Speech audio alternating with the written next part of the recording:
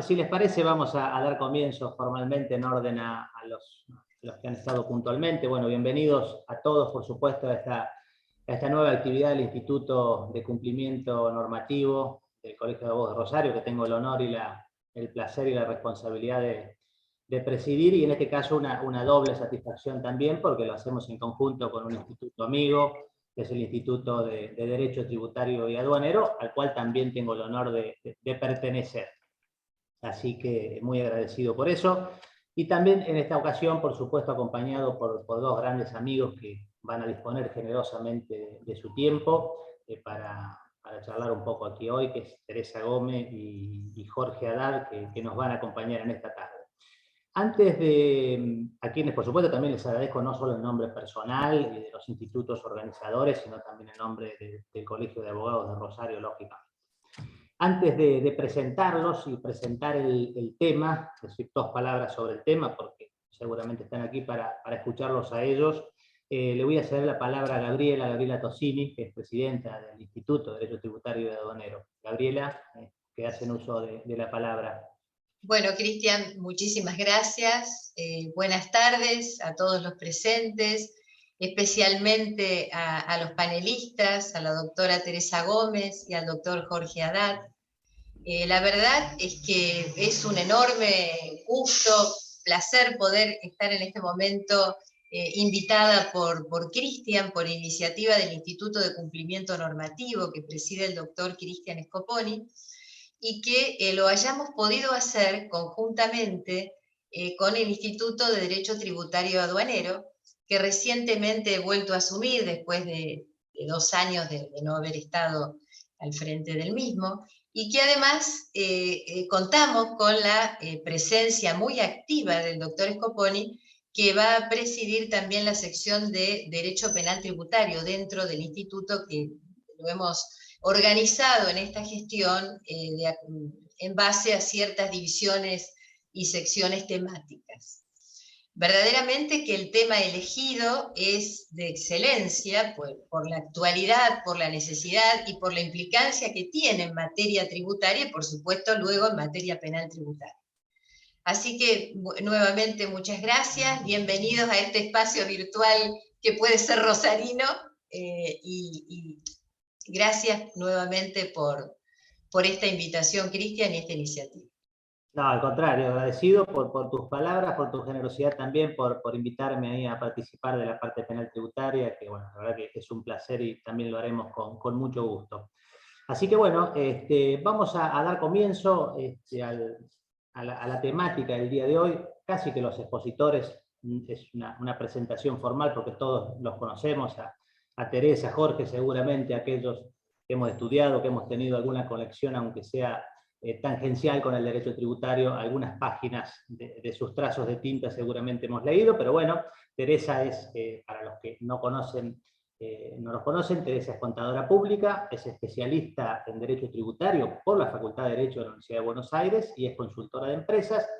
Y Jorge es abogado, consultor en Derecho Tributario y profesor universitario. Así que tenemos un panel bien interdisciplinario que también lo torna bastante más atractivo, atento que es un tema que implica la conjunción de ambas cuestiones. Pero el tema es tal cual está anunciado, tiene que ver con los programas de cumplimiento, en cumplimiento normativo puntualmente en materia tributaria. Los programas de cumplimiento, al menos en mi visión, los programas de cumplimiento son una serie de mecanismos, dispositivos dinámicos que tienden básicamente a provocar un desplazamiento en la lógica desde la reacción. Hoy por hoy esperamos a que los problemas se produzcan para reaccionar, a una lógica de prevención. Claramente eso es algo que está todo por venir, mucho por decir, así que es un escenario, una incumbencia profesional también relativamente nueva en nuestras latitudes, con algunos avances más, por ejemplo en España, de los cuales tomamos bastante los avances. Por supuesto, el programa de cumplimiento normativo gestiona riesgos normativos, como bien indica su propio nombre, que pueden ser de materia tributaria, penal, derechos humanos. Ahora están los programas de cumplimiento de derechos humanos. Es decir, el programa de cumplimiento normativo tiene una lógica claramente transversal. Prueba de ello es la reciente norma ISO que ha salido hace poco, la 37301, que tiene una lógica transversal, ¿no? La norma certificable que reemplaza a la norma de directriz 19.600. Así que bueno, expuestos los lineamientos, el encuadre mínimo del tema, ya le cedo la palabra a Teresa, que va a exponer en primer orden, después hacemos las dos exposiciones y después hacemos una ronda de preguntas a aquellos que quieran participar, sin ningún problema lo hacemos posteriormente. Así que Teresa, quedás en uso de la palabra, no sé si podrás, vas a compartir una presentación. Ok, buenas tardes a todos. Mi agradecimiento a ambos institutos, a sus autoridades. Mi agradecimiento especial a Jorge por compartir esta tarde, de un viernes a la tarde, que es mucho decir.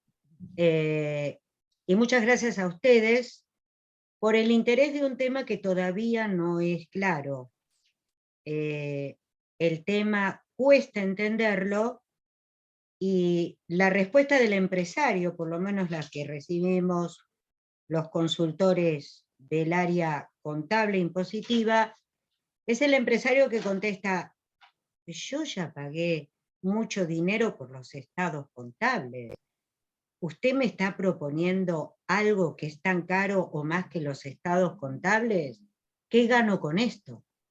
Es decir, compliance todavía cuesta que el empresario identifique el beneficio que va a obtener. Por supuesto que es distinto cuando el empresario está ya con un problema, pero en ese momento compliance no sirve. Compliance es preventor, no es reparador. ¿Sí? Compartimos pantalla y sí, yo no niego mi origen. Yo analizo como analizamos los contadores, ¿sí? Tal vez la lógica sea distinta, discúlpenme los abogados, pero a veces opinamos de distinta manera y pensamos una solución distinta. Espero, Cristian, que me invites cuando te hagas cargo de la parte penal tributaria. ¿Sí? Con mucho gusto, con mucho gusto. Así tenemos temas para debatir. Bueno, vamos por el compliance. ¿Qué es compliance? A ver, el compliance es una herramienta que va a identificar riesgos para prevenir delitos. Identifico el riesgo y prevengo. Identifico y prevengo. Eso es compliance. Pero para identificar un riesgo y prevenirlo, yo tengo que tener un cumplimiento normativo, ¿sí? Y cuando hablamos de un cumplimiento normativo en materia tributaria, el tema se complejiza. ¿Y para qué quiero cumplir normas? Bueno, una posibilidad es para evitar pérdidas financieras, pero otra posibilidad que todavía el empresariado argentino local, al que no tiene la matriz en el extranjero y la sucursal en Argentina, sino al local puro, le cuesta entender la pérdida de reputación que puede tener una empresa por esa falta de cumplimiento normativo. Y a veces las normas no son solamente leyes. Atención, son regulaciones, internas o externas, o son meros códigos de ética propios de determinado sector. Es mucho lo que el empresario tiene que cumplir para que un compliance sea aceptable. Internamente, las empresas que tienen su matriz en el extranjero están acostumbradas a tener designado a su compliance officer. ¿Cómo nace compliance? Bueno, yo les diría que en Argentina compliance tiene 2 años, 2 años y medio, pero en Europa, en Estados Unidos, como ustedes pueden ver, ya desde la década del 70 que se habla de un sistema preventor.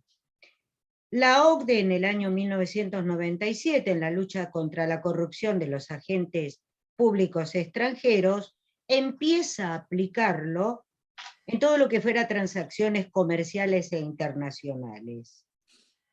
Y a nivel de normas ISO, hablamos que en el 2015 nace un sistema de gestión, que en el 2017 nace un compliance penal, y que en el 2019 nace un compliance tributario.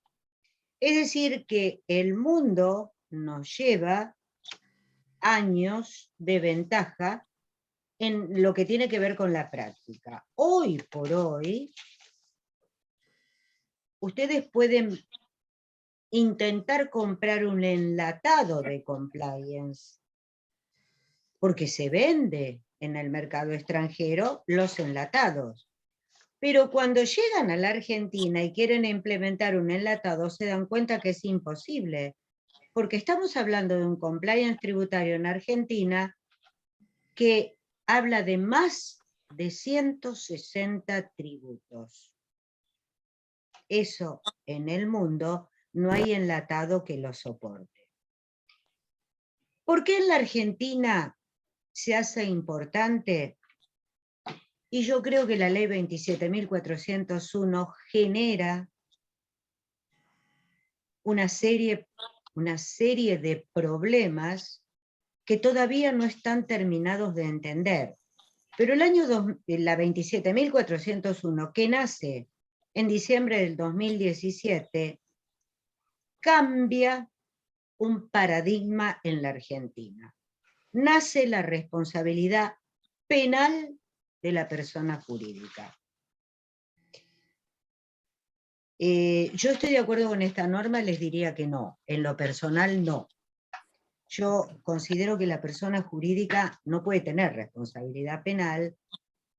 Cristian conoce mi posición desde México, qué año, no recuerdo el año, pero Juan Carlos Bonzón también acompaña mi posición, no consideramos que la persona jurídica pueda tener responsabilidad penal acá en la Argentina. Pero 2016, la ley dice... 2016. 2016. Ya discutíamos en ese momento si podía o no tener responsabilidad penal, pero con independencia de lo que cada uno piense, hay una norma que dice sí, la persona jurídica va a tener responsabilidad penal.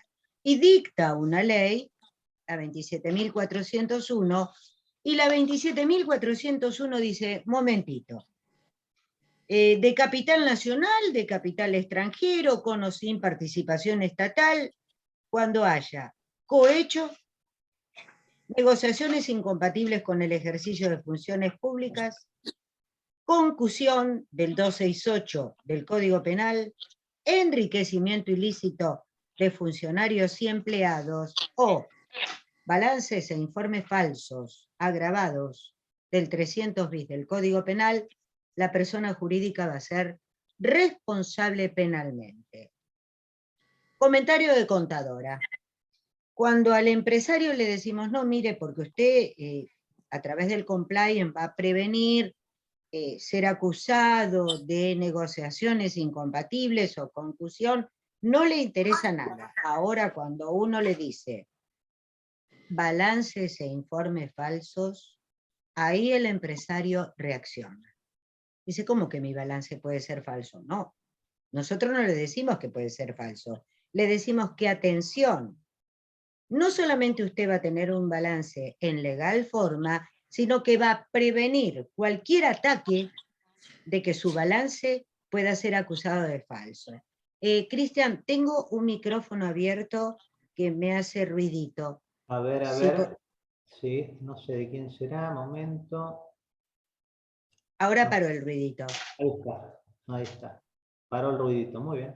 Paró el ruidito. Esta 27.401, si bien nos dice su sociedad, su persona jurídica, va a ser responsable penalmente frente a estos delitos, me dice, pero usted puede hacer algo. Puede tener una exención de pena cuando haya una denuncia espontánea por parte de la persona jurídica de la comisión de un ilícito, o cuando haya implementado un sistema de control a través de un programa de integridad, o cuando haya devuelto el beneficio indebido. Entonces, si yo implemento un sistema de control, no es que voy a tener un bill de indemnidad, pero sí voy a tener una herramienta que demuestre que nunca, como persona jurídica, quise delinquir. Y si partimos de que la conducta a nivel penal nace producto del dolo, de la intención y de la voluntad, nace producto de la culpa, de la negligencia o impericia, o parte de algo que solamente Dios no tiene, que es el error.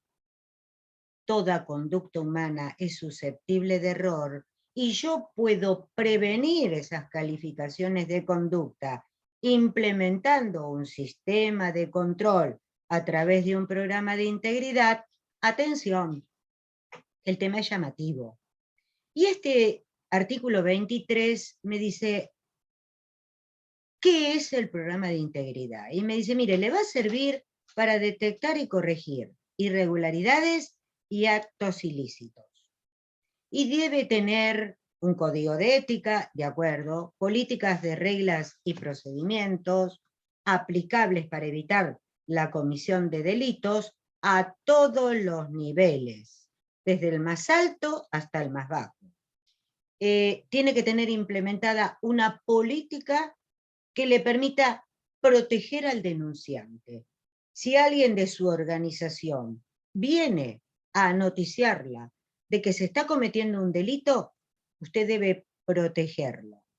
Un responsable interno, un compliance officer, a cargo del desarrollo, coordinación y supervisión del programa de integridad. Ok. Fíjense que en la ley 27.401, la resolución 27 del 2018 del Ministerio de Justicia, me dice, mire, acá tiene los lineamientos de integridad para el mejor cumplimiento de lo establecido en los artículos 22 y 23 de la Ley de Responsabilidad Penal de la Persona Jurídica. ¿Sí? Y me muestra qué cosas debo yo implementar, por ejemplo, la debida diligencia a terceros, la protección de denunciantes, el apoyo de alto nivel al programa de integridad. Me dice, esta resolución me muestra y me orienta qué debo hacer como organización para implementar un programa de integridad. Y el compliance es nada más que eso, un programa de integridad. Les decía, señores, a ver, la 27.401 cambia un paradigma. Paradigma que durante años ha sido que la sociedad no puede delinquir. ¿Y por qué no puede delinquir una sociedad? Y bueno, yo creo que porque la sociedad carece de psiquis, y la culpabilidad necesita que la psiquis del autor del injusto esté orientada a delinquir. La sociedad no puede decidir entre consumar o desistir. Y la sociedad no puede motivarse por cumplir la norma. ¿Por qué? Porque carece de psiquis, ni por motivarse por cumplirla o por incumplirla. Entonces, los que creemos que la sociedad no puede delinquir, nos apoyamos en esto. Pero la ley que entiende que la sociedad puede delinquir, dice la sociedad, a partir de la 27.401, puede delinquir. ¿En qué delitos puede delinquir? Cohecho, tráfico de influencias, negociaciones incompatibles, concusión, enriquecimiento ilícito y balance falso. ¿Qué me interesa a mí como contadora y qué me interesa a mí para el compliance tributario? El balance falso. El balance falso. Y yo, si hay algún contador presente, les diría, sí, hay una contadora presente que es Gabriela Farizano, que es la presidenta del Colegio de Graduados. Y yo les diría, ¿cómo le explico a un juez que no delinquí si dentro de mi balance pagué facturas de proveedores de productos o de servicios que a 2 años vista de la firma de ese balance, la FIP incorpora como apócrifos en su base APOC? ¿Cómo le explico a la FIP o cómo le explico a un juez en lo penal económico que mi balance no es falso cuando en el rubro compras yo tengo proveedores apócrifos? Es decir, que yo soy usuaria de apócrifos. Es decir, que yo me tomé crédito fiscal de apócrifos. Es decir, que yo pagué menos IVA por crédito fiscal apócrifo. ¿Cómo lo explico? No sé. Entonces, el compliance tributario, ¿qué me va a dar? Me va a dar una muestra de buena fe de que mi balance fue realizado con todo el respeto por las normas nacionales, provinciales, municipales y el código de ética. ¿Por qué? Porque yo hice un compliance tributario. Entonces, eso tal vez es lo que más le interesa al empresario. Fíjense cómo tiene el empresario dividido su mundo. Su control contable lo tiene a través de una auditoría interna, no externa. No estoy hablando del auditor externo, interno. Auditor interno que trabaja ¿de qué manera? Con la premisa de que la gerencia es fraudulenta. Con esa premisa el auditor interno trabaja y dice, para evitar que la gerencia cometa fraudes, yo detecto, prevengo a través del control interno. ¿Sí? Es decir, que la auditoría interna le da al empresario la seguridad de un control contable. ¿Ok? El control tributario, ¿quién se lo da? El compliance tributario. Jorge Haddad siempre habla de teniendo 164 impuestos. Tal vez pronto sean 165. No creo que sean 160. Teniendo más de 164 impuestos, más de 90 informes mensuales para 25 administraciones tributarias, 24 locales y una nacional.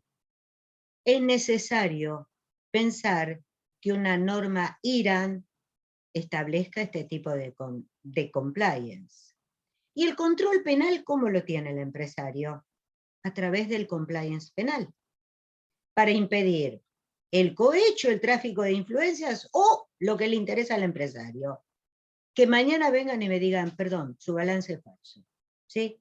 Es decir, que el mundo del empresario se divide en tres. Algo que él puede tener internamente a través de su auditoría y dos que debe construir, el tributario y el penal. Acá termina el mundo del compliance, no señores. La cosa es más grave.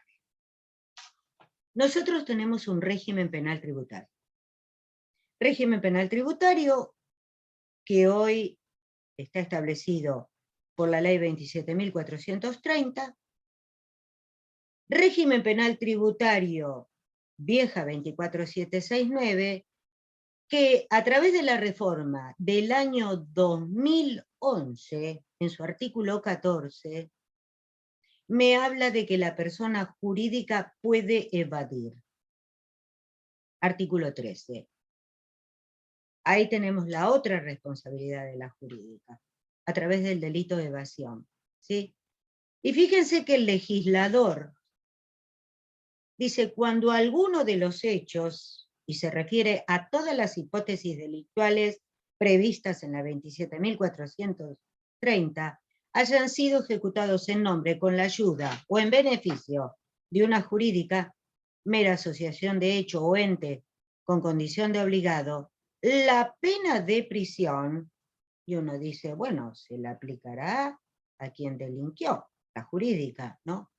La persona jurídica no puede ir presa, porque la persona jurídica, ¿qué es? Un estatuto. Entonces la pena de prisión la bajo y digo, directores, gerentes, síndicos, miembros del Consejo de Vigilancia, administradores, mandatarios, representantes o autorizados, y agrego yo, autorizados con un 3283. Autorización para representar a la jurídica ante la FIP que hubiesen intervenido en el hecho punible. A ellos los mando presos. Y a la jurídica puedo aplicarle de suspensión total o parcial de actividades, suspensión para participar en concursos, cancelación de la personería, pérdida o suspensión de los beneficios que tuviera, o publicación de un extracto de la sentencia. Entonces, hoy, normativamente hablando, ese empresario que dice que ya gastó dinero en sus estados contables, tiene que pensar que tiene dos espadas, como era que había dicho la legisladora, no era Damocles, bueno, no me acuerdo, Demóstenes, algo así había dicho una legisladora, pendientes, porque tiene por un lado la responsabilidad de la jurídica de la 27.401 y por el otro lado tiene el 13 de la 27.430 que pueden atacarla. ¿Sí? El universo tributario de hoy, ¿cuál es? El universo tributario argentino hoy es 43 nacionales, 39 provinciales y 85 municipales. Este es el universo del compliance tributario. Este es el universo. Entonces, el empresario que el aspecto contable lo tenía conocido, regulado y prevenido con un auditor interno, este universo no lo tiene contenido por nadie. Piensen que un empresario puede ser agente de retención, de percepción, en 39 situaciones provinciales. Puedo decir algo. ¿Qué beneficios me va a dar el compliance? Bueno, el más sencillo y el más común, evitar las omisiones de presentación de declaración jurada, o evitar que sean fuera de término. Evitar la incorrecta liquidación de tributos.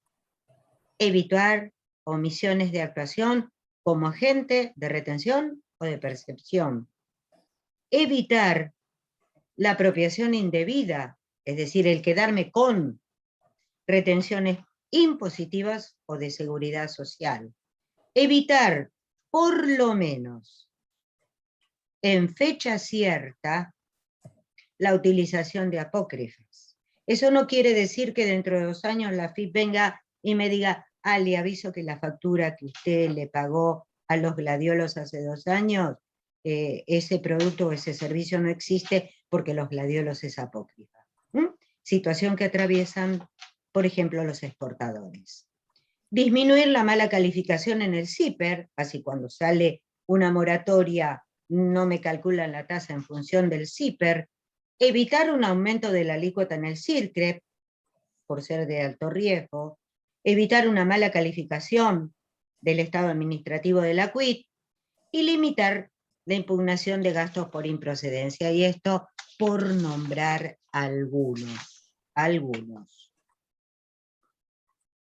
¿Qué beneficios me da el compliance? Bueno, la norma UNE ISO 19602, el tributario, me permite la certificación por un tercero independiente. ¿Qué quiere decir que me permite esa certificación y me permite? A ver,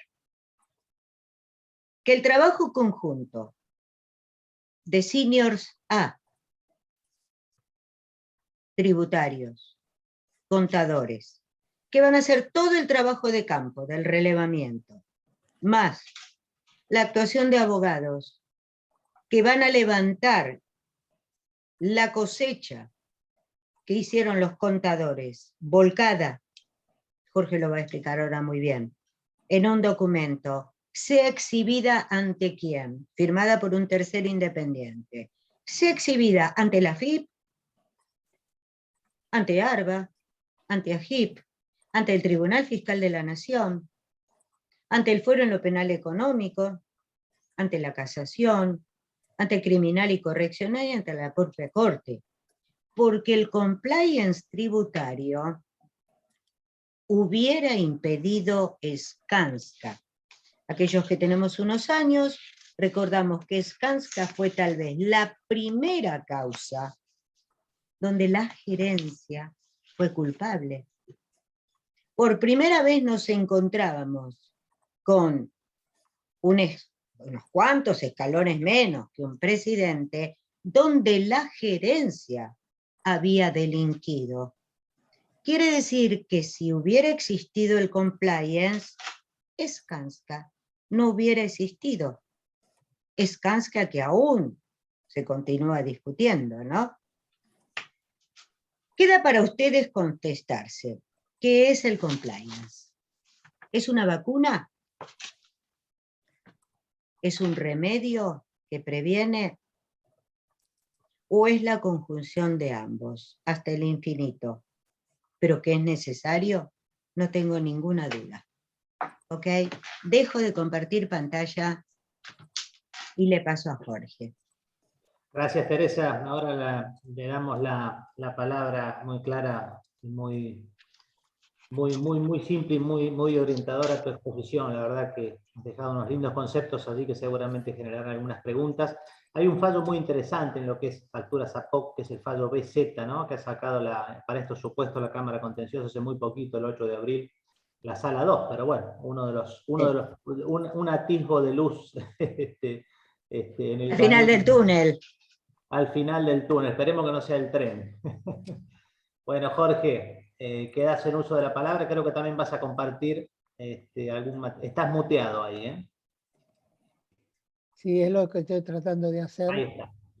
A ver si puedo volver para poder compartir pantalla. Yo lo que voy a tratar de hacer es, mientras intento volver a la pantalla de ustedes. ¿Ustedes me escuchan? Sí, sí, perfectamente. Perfecto. Bueno, mientras intento volver, empiezo a coordinar. Ahí estamos. Ahora comparto pantalla. ¿Está bien ahí? ¿Se ve? Sí, sí, sí. Bueno, perfecto. Lo dejo así. La idea, complementando lo que Teresa dijo y lo que se viene hablando y se viene escribiendo sobre compliance, es lo que está ocurriendo hoy entre los empresarios nuestros, entre los contribuyentes nuestros, que reacciones tienen ante una propuesta de un compliance, porque han tenido un problema, o porque tienen un problema, o porque tienen dudas, o porque asumen una conducción que no confía a la conducción anterior. Y estoy hablando de todo tipo de empresas, porque las consultas que recibimos son de todo tipo de empresas. Al final, alguna va a reaccionar y va a tener que empezar a aplicar esto en concordancia con algunas normas ISO, por ejemplo, ambientales, que ya tienen y que ya aplican compliance ambientales mucho más común, independientemente de todo lo que es financiero, que también tienen desde hace mucho tiempo su propio compliance.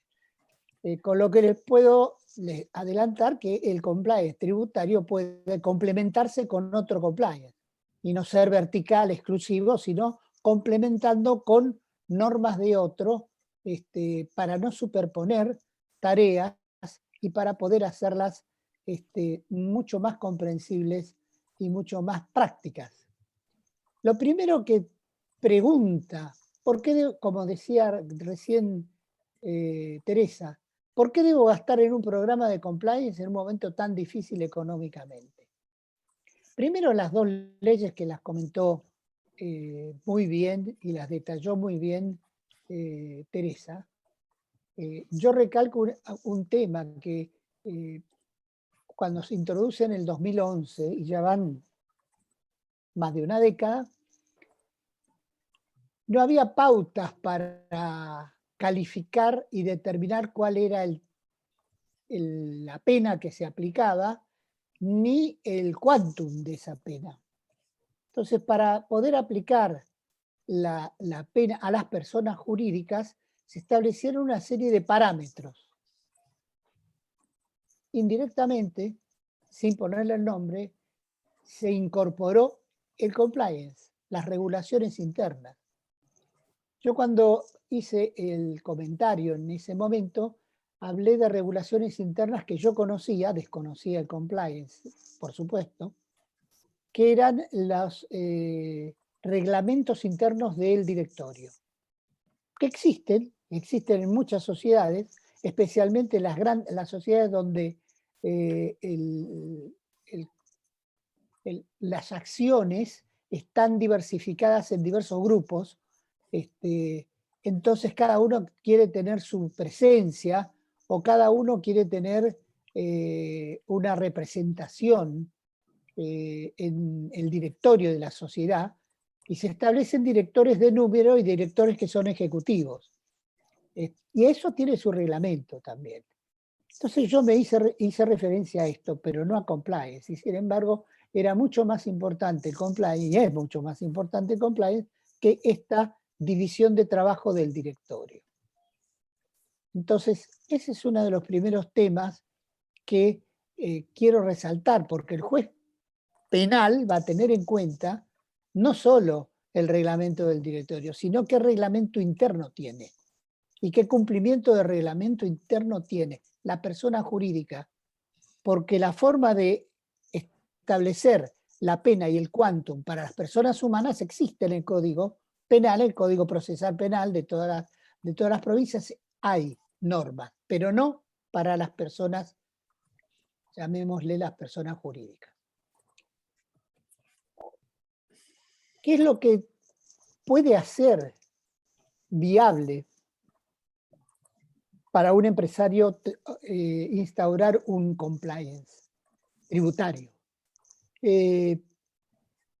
Para tener un compliance yo debo tener, puedo no tenerlo, pero yo debo tener, debería tener, un código de ética de la empresa, que es la forma como la empresa establece sus valores, su forma de actuar y las normas internas de ética. Y eso tiene que comenzar en recursos humanos, contratando gente que comparta estos valores. Porque si no va a haber una colisión de principios entre el gerente de compras con respecto al código de ética de la empresa. Y eso es incompatible. Es lo primero que tenemos que ver, que la gente comparta realmente el código de ética. Y si no, no está en la empresa directamente. Y el código de ética, si lo tengo, y vuelvo a decir, puedo no tenerlo, si lo tengo, lo debo cumplir. Yo debo cumplir mi código de ética, no puedo estar soslayándolo como empresa. Y eso es importante, porque en la medida que yo cumplo mi código de ética y lo expreso al mercado, que estoy cumpliendo esto, estoy generando un nivel de responsabilidad, de seriedad que la competencia no lo tiene. No estoy hablando ni del aspecto jurídico, ni el penal, ni el tributario. Estoy hablando de la imagen de la empresa. En la misma forma, la imagen de la empresa, como el respeto que cada uno puede tener, puede destrozarse con un error. Pero para construirlo es necesario mucho tiempo y continuidad y seriedad. ¿qué beneficio me puede traer? Que es lo primero que le dije, ¿qué ganancia me da? ¿Y para qué lo quiero? Bueno, haciendo un ejemplo, todo el mundo conoce lo que son las normas ISO o IRAM y lo que representan respecto a la calidad de productos o servicios y al prestigio que otorga en el mercado y en especial respecto de la competencia. La implementación de una norma ISO o IRAM respecto de tareas internas son en principio engorrosas, pero luego se transforman en rutinarias y realmente expresan para los terceros una forma de actuar, una conducta determinada, respaldada. No es lo mismo tener, yo recuerdo, y en esto siempre lo digo, en el primer congreso de compliance tributario en Madrid en el 2019, uno de los que disertó fue el secretario, el jefe de fiscalización de la Hacienda española. Jefe de fiscalización. Y dijo, me parece muy bien, bienvenido el compliance tributario, me parece perfecto, pero yo les voy a dar un ejemplo. Si yo tengo que comprar tuercas, pido una cotización de 3 empresas que tengan ISO, porque ya me da una tranquilidad. Sé que tienen un parámetro, una seriedad, una calidad determinada. Pero después quiero ver las tuercas como son. Y esto se traduce en que, como ha ocurrido en otros países, especialmente países latinoamericanos, tienen el compliance, tienen los protocolos, pero no los confrontan, como dijo Teresa recién, no están certificados, sino simplemente los tienen. Tienen las normas ISO, pero no veo la tuerca. Entonces, acá el problema no es solo tener un documento que van a cumplir, sino el cumplimiento que se hace. Compliance es cumplimiento. Esa es la traducción de la palabra. Entonces, tengamos en cuenta esto porque es importante, muy importante. No solo es tenerlo, sino cumplirlo. Y ahí es donde surge realmente el beneficio de un programa de compliance. El protocolo que debe aplicarse depende del tamaño de la empresa y de los riesgos que ésta detecta. Lo primero que expresó Teresa es los riesgos, claro, porque en función de los riesgos voy a hacer el parámetro y voy a hacer el compliance y voy a detallar específicamente cuáles son las áreas que están en el borde o cuáles son las áreas que pueden ser vulnerables. Pero tengamos en cuenta que el compliance, tanto el penal como el tributario, se adapta al tamaño de la empresa. No es necesario tener 5 personas en una pyme para que hagan compras. No es que esté necesario crear un área. Eso se va adaptando a las necesidades de la empresa, con lo cual cualquier empresa puede tenerlo. Esto es lo que estaba diciendo recién. Debe ser concientizado, este es otro de los temas, que debe ser concientizado por todo el personal de la empresa. Y debe en forma anónima colaborar todos los miembros de la empresa, aportando las inquietudes o exponiendo los defectos que considere que existen. Personalmente no lo realizarían nunca, porque podrían estar denunciando una actitud de su jefe. Ese es uno de los temas que hay. Y que hay que tener en cuenta y que se resalta dentro del compliance y que es indispensable tenerlo. Se lo puede tener con un tercero, un WhatsApp, un código telefónico o simplemente en una empresa directa, en el baño de mujeres y en el baño de hombres se puso un buzón y que cada uno que quiera pone una carta en el buzón totalmente anónimo, no sabe cuándo lo pone ni quién lo pone, y bueno, a fin del día se abren los buzones si hay o no hay, para hacerlo más anónimo imposible. Y esto ocurre en una empresa. Lo sé directamente porque soy el presidente de la empresa. La implementación del programa de compliance puede alterar el trabajo normativo administrativo normal. Eso es una de las primeras preguntas que se hace, independientemente del beneficio que puede tener. Me va a molestar, va a ser más burocracia esto. Y siempre digo lo mismo, salvo el periodo de detección de riesgo, no debería alterar el trabajo normal. ¿Por qué? Porque en la realidad lo que ocurre es una complementación a lo que ya se está haciendo. Tendrá un protocolo o una forma de actuar diferente hasta la fecha, pero no va a alterar profundamente la tarea administrativa de la empresa. Es importante tenerlo en cuenta esto porque normalmente dicen, no, no quiero tener más empleados. No vas a tener más empleados. No quiero tener conflictos. Tampoco vas a tener. Vas a trabajar diferente, pero vas a trabajar sobre la base de lo mismo.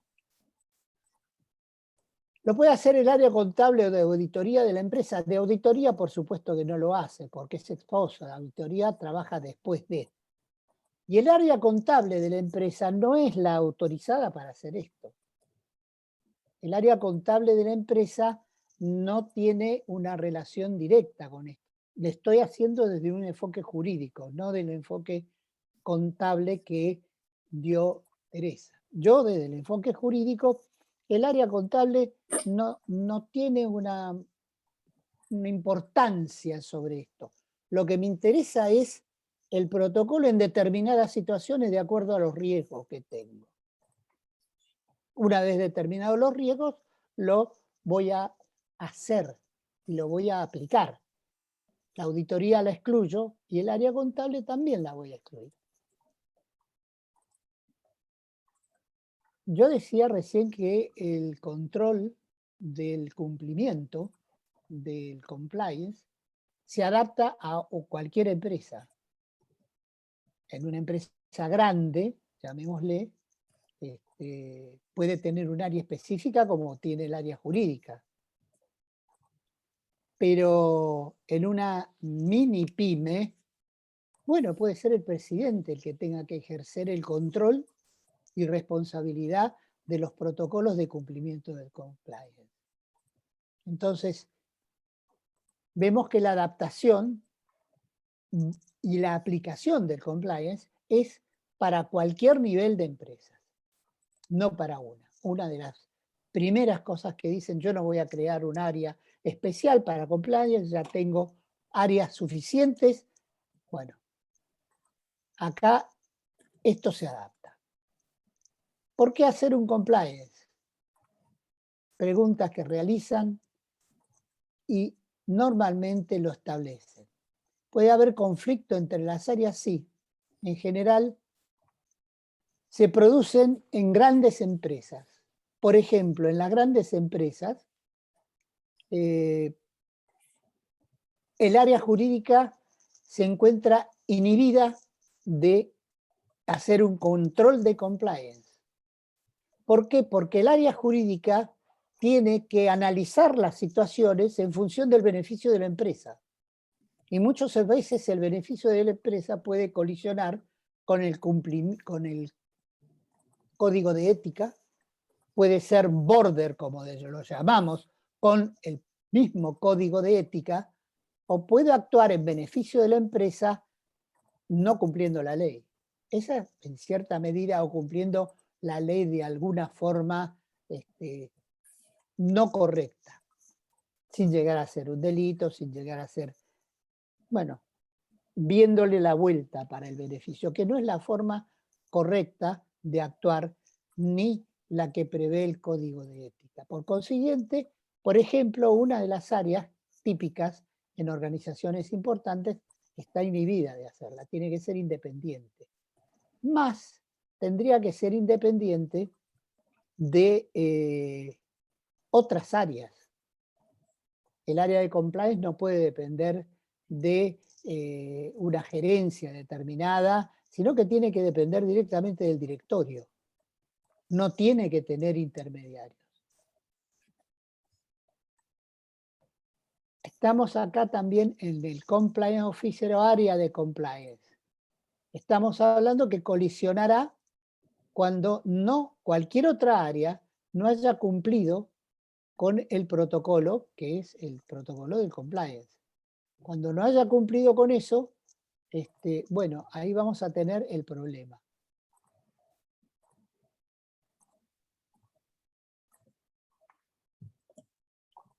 Acá estaba, se me fue para atrás. ¿Qué beneficios, independientemente de los que mencionó Teresa, puede dar un compliance tributario? Y cuando uno comienza a hablar, tenemos que partir de la base, como dijo Teresa, 160 impuestos, 90 o no sé cuántas informaciones mensuales, algo que jurídicamente es fundamental. Yo tengo que probar que soy inocente, me invierte en la carga de la prueba. Yo no tengo en la República Argentina el estatuto de un contribuyente como lo tienen en Europa para el mercado común europeo. Y cada país tiene su estatuto del contribuyente. Entonces yo acá estoy en una situación de indefensión respecto a los poderes y facultades que tiene en este momento y que cada vez se acrecientan más la AFIP. Por ejemplo, una de las cosas que normalmente suelo yo exponer es qué cosa rara que es que cuando hay que cruzar información internamente para obtener datos de un contribuyente, el sistema de la AFIP funciona perfecto. Pero con los aplicativos siempre hay problemas. Y los contadores lo pueden decir y lo expresan con los consejos profesionales, con las notas, reiteran. Siempre hay problemas. ¿Por qué yo no puedo presentar mi declaración jurada el 3 de enero si yo tengo todos los datos? Porque no tengo el aplicativo. Y el aplicativo lo voy a tener cuando quiera la AFIP. ¿Qué derecho tiene la AFIP para impedirme cumplir con mis obligaciones tributarias? Y si yo presento con el viejo, posiblemente me lo impugnen o me hagan hacer una rectificativa posterior. Volvemos, y esto es importante tenerlo en cuenta. No tenemos estatuto del contribuyente y sí nos dan a nosotros la obligación de probar nuestra inocencia. Entonces, ¿qué es lo que hacemos con el compliance tributario? Acreditar jurídicamente los hechos que yo puedo como contribuyente estar comprobando, efectivamente teniendo a mi disposición y guardándolos en un momento dado cuando hago una operación. Por ejemplo, cuando hago una orden de compra, yo lo que tengo que hacer es determinadas obligaciones que tengo. Pero aparte de esas obligaciones, yo puedo tranquilamente incorporar, y esto es una tarea burocrática que me cambia, ¿sí?, lo que normalmente estoy haciendo, yo puedo incorporar tranquilamente una serie de elementos que los incorporo dentro de, los agrego dentro del legajo de esa orden de pago para determinar que en el momento que yo hago la operación, por ejemplo, la empresa no está considerada a poco. Al contrario, en el momento en que yo estoy haciendo la operación, la empresa no tiene ninguna objeción en su planilla, en su identificación dentro de lo que llamamos la AFIP. No hay observaciones. Al contrario, no dice nada, no lo suspende.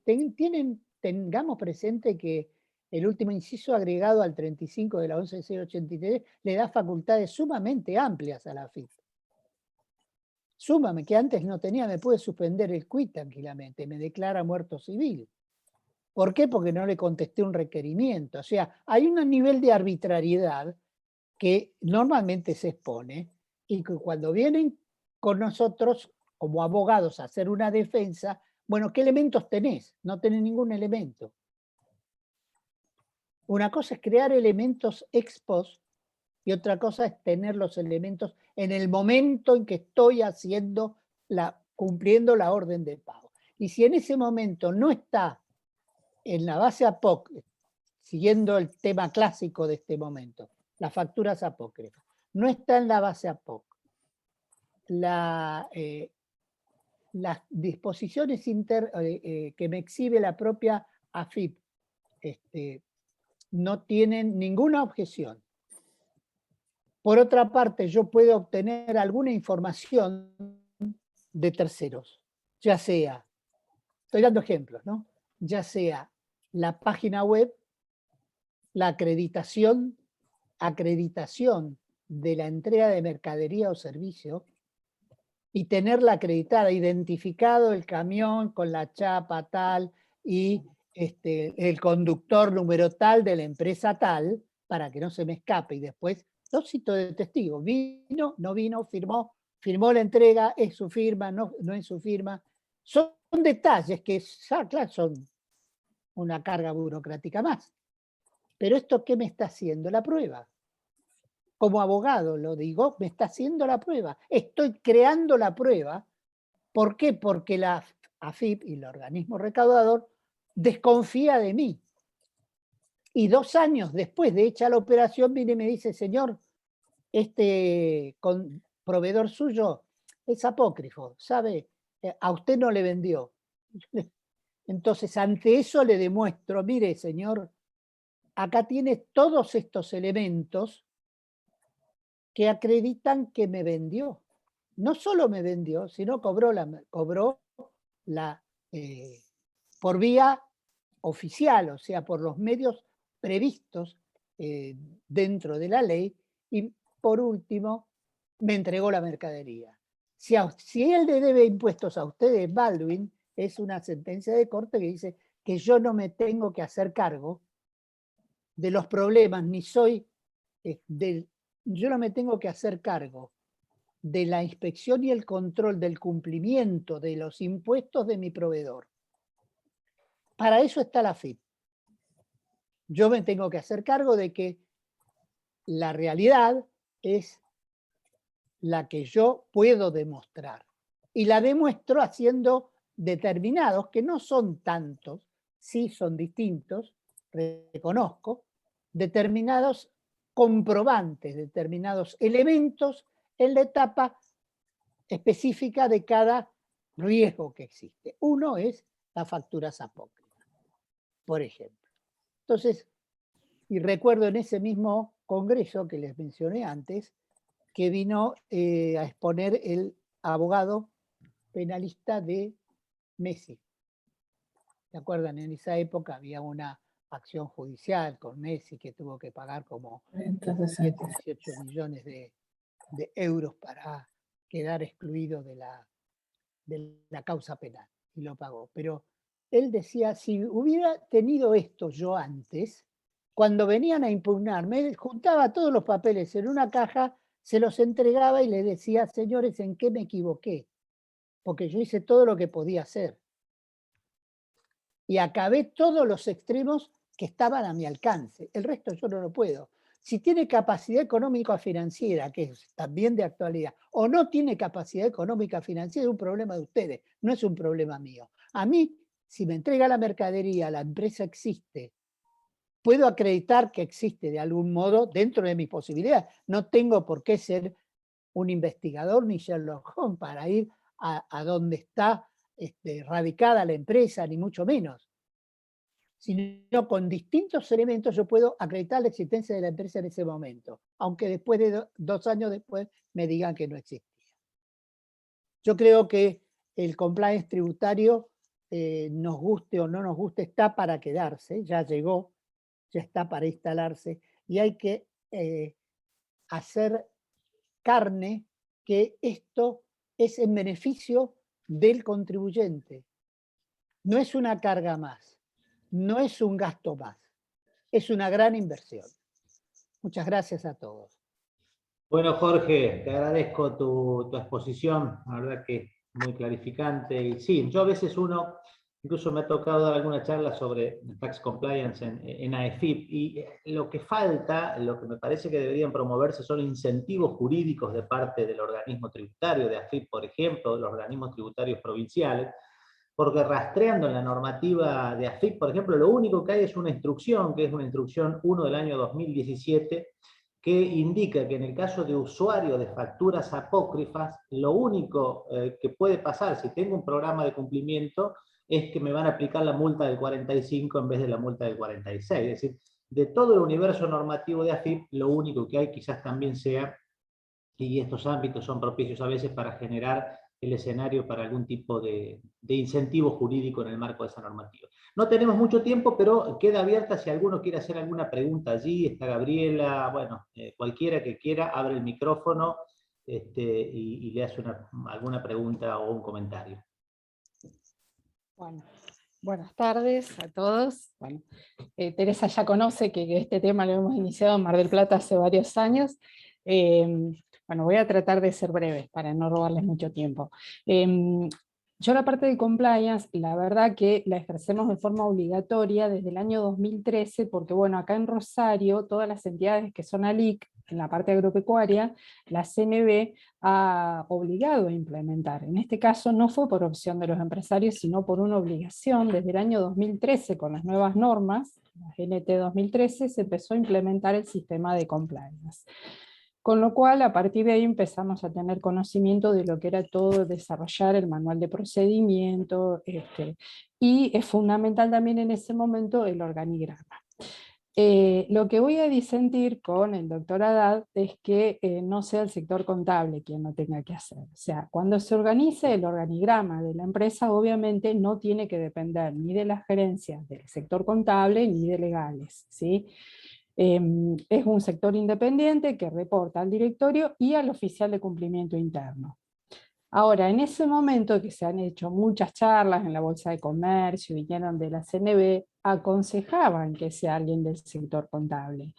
¿Por qué? Primero por la prolijidad. En realidad porque lo que se necesita para el sector compliance, que uno con el tiempo, ya les digo, yo desde el 2013, ya casi hace 9 años que lo utilizamos, este sistema, con el tiempo se va transformando en quien lleva el orden de la empresa, quien lleva que todas las actas estén, que si hay un acta que estén todos los contratos, pero después también, en este caso, por ejemplo, se ha tomado gente del sector contable, porque por ejemplo hay que establecer matrices de riesgo.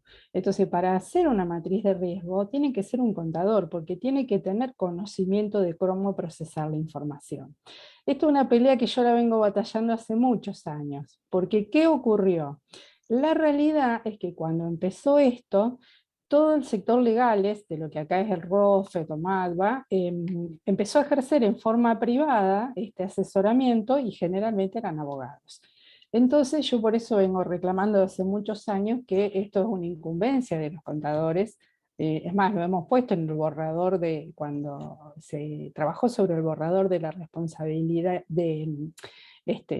sobre responsabilidades del profesional en ciencias económicas, pero después la Junta de Gobierno no lo tuvo en cuenta a esa observación, pero lo habíamos propuesto. Es muy importante que lo haga también un contador. Yo entiendo, a ver, partamos de la base de que nuestra actividad es complementaria con la de los abogados. ¿Por qué? Porque nosotros vamos a asegurarnos de que se implemente. Obviamente, que se cumpla todas las normas, se le reporte al oficial de cumplimiento cualquier desvío que haya. Ahora, si después, además de eso, hay algún problema legal, obviamente que ahí ya entra el abogado que va a ser quien defienda la causa, ¿no es cierto? Y con respecto a esto, yo le estoy hablando de lo que es el compliance desde el punto de vista contable, que ya hace muchos años que está instalado. Y después también empecé a escuchar charlas sobre el tema de tax compliance, porque sé que esto se va a venir a futuro. Existen varios países de Europa, pero claro, como son países mucho más avanzados, y en general se trata de una conducta colaborativa en la cual, digamos, las empresas se comprometen y establecen un sistema de tax compliance, pero el Estado le ofrece algún beneficio. o alguna rebaja impositiva, o algún tema, o sea, en general, es como que está desarrollado para las empresas más grandes. Por eso es fundamental, lo que dicen muchos, es exentar a los contribuyentes. En eso yo creo que acá falta mucho. Si bien existe el CIPER, pero falta mucho. Y por eso me interesa este tema, porque me gustaría estar a la vanguardia el día que AFIP empiece a implementar este sistema en este país. Último que les comento para hacerlo breve. En este momento tenemos el caso, por ejemplo, un contribuyente que lo han pasado a factura M. La verdad que revisando no se nos ocurría por qué podía estar en factura M. Por suerte asistimos rápidamente a la delegación de AFIP y sospechaban de que era apócrifo. Así que ahora tengamos presente que pasarlo a factura M sospechan de que era apócrifo. En realidad era un caso que había fallecido el papá, y bueno, recibió máquinas, más otras máquinas, recibió una máquina, más alguien que prestaba servicio agrícola, más alguien que tenía una máquina, digamos, que estaba fabricada en un taller, por lo tanto no tenía una inscripción en un registro, pero tenía, digamos, pero todo esto que implicó que está en factura M y está en todo este proceso que va a facturar con M, lo cual le implicó perder trabajo, y que por suerte se llegó a tiempo y no va a ingresar en base a POC, porque se va a poder demostrar que todo esto es producto de la herencia de que el padre era el que prestaba el servicio. Así que bueno, tengamos presente este tema. Factura M puede llegar a ser un indicio de que lo están por incluir en base a POC. Bien, bueno. Me robé todo el tiempo. No, claro, no, nos quedaríamos escuchándonos a todos mutuamente, pero se nos va el tiempo y tratamos de ser puntuales. No obstante, yo creo que es, desde mi punto de vista, y ahora paso a algún otro comentario o pregunta, pero creo que es algo absolutamente interdisciplinario. Por ejemplo, un programa de cumplimiento en materia penal. Si desde el primer momento no hay un abogado penalista, hay una dificultad de hacer el análisis de riesgo. Es decir, yo creo que esto, en los programas de cumplimiento, es un lindo escenario, no para disputárselo, sino para complementarse. Creo que es un escenario muy, muy propicio. Así que, por lo menos en mi enfoque. No sé si alguno más. Te hago un solo... Sí. Ladies first. Ladies first, Teresa. Yo lo que tenemos claro los contadores, y se tiene claro a través de la Federación de Consejos, es que estamos hablando de una tarea de incumbencias compartidas, en lo que tenga que ver con el compliance tributario y con el compliance contable, ¿sí? Las incumbencias son compartidas, porque realmente todo el trabajo de campo surge de profesionales de las ciencias económicas, pero todo el trabajo jurídico de plasmar lo que sería la cosecha de los datos surge por parte de los abogados. En la medida que entendamos que son incumbencias compartidas, pero no solamente contador y abogado, puede ser ingeniero y abogado, puede ser un ambientalista y un abogado. En la medida que entendamos eso, que nadie quiere quedarse con el trabajo de nadie, creo que vamos a hacer grande al instrumento, ¿sí? En la medida que pretendamos ser omnipotentes y hacerlo todo, el instrumento va a perecer, esto no hay duda. Tributario y contable, no tengo duda que es contador y abogado, ¿sí? Gracias, Jorge. No, al contrario, Jorge, quería compartir lo mismo que acabas de decir, porque yo considero que esto es actividad complementaria. Y es indispensable, como es indispensable un contador, es indispensable un abogado, porque lo que se está haciendo es la prueba para un posible juicio posterior. Y eso es incumbencia del abogado. Lo siento mucho, pero es incumbencia del abogado eso. Y es indispensable tenerlo como el enfoque del contador dentro del compliance tributario. Y dentro del compliance penal, como decía Cristian, es más que indispensable, necesario. Hasta acá llego. Ahí tenemos, ya estamos medio sobre la hora, pero levantó la mano Francisco Yang, que es vicepresidente incluso del instituto, así que Francisco, levantaste la mano, no sé si es una pregunta. Sí, buenas tardes, Teresa y Jorge, la verdad que muy bueno el contenido, muchas gracias. Y refrescando un poquito lo que ha señalado Teresa con respecto a las empresas que por ahí tienen adoptados estos programas de integridad o las cuestiones, el programa de cumplimiento, hay algunos escenarios que son cada vez más visibles acá, que es donde por ahí alguna organización local, nacional, quiere fijar alguna alianza estratégica con algún sucursal de una empresa cuya matriz trae estos conceptos desde Europa, ya sea por una exigencia de Basilea o de solvencia y demás, que a la hora de establecer una alianza estratégica con ellos, establecen como requisito a ver si una empresa tiene adoptado un programa de integridad. Entonces, hasta si se quiere como una cuestión de expansión, de crecimiento, una empresa local, también lo puede tener incorporado, ¿no? Simplemente como acompañar eso. Vamos a trabajar para llevar adelante el compliance. Yo creo que es Vicente Magro Servet, que es uno de los jueces del Tribunal Supremo Español, dice que el futuro de la abogacía, más allá de lo que es inteligencia artificial, está en dos áreas: la mediación y los programas de cumplimiento. Lo viene insistiendo hace ya bastante tiempo. Cristian, si me permitís el último minuto, quiero aclararlo que realmente siempre soy una defensora del trabajo conjunto con los abogados. Realmente no piensen de ninguna manera, pero tengo totalmente claro. No se personaliza acá porque eso es común. Pero yo llamo honestidad no profesional de decir, uno sabe hasta dónde un caso lo puede llevar el contador y cuándo lo tiene que derivar al abogado.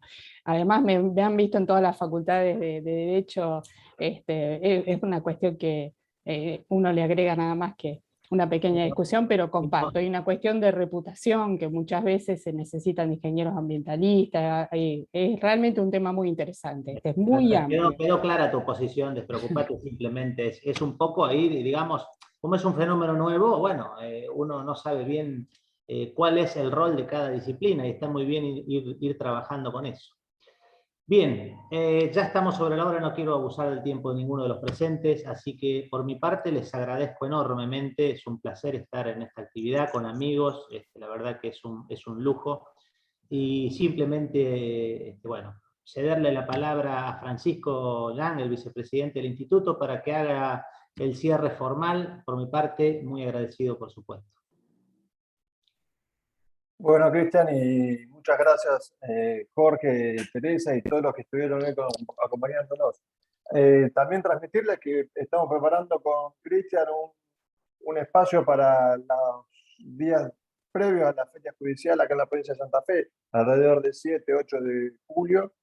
También un espacio de compliance con temas de derechos humanos. Así que bienvenidos. Bien. Bueno, muchas gracias, Cristian, muchas gracias, Francisco. Que tengan un buen fin de semana, colegas. Gracias. Va a haber prórroga, seguro. Muy amable. Gracias. Muy buen fin de semana y muchas gracias por la participación. Muchas gracias. En este encuentro. Un gusto. Adiós.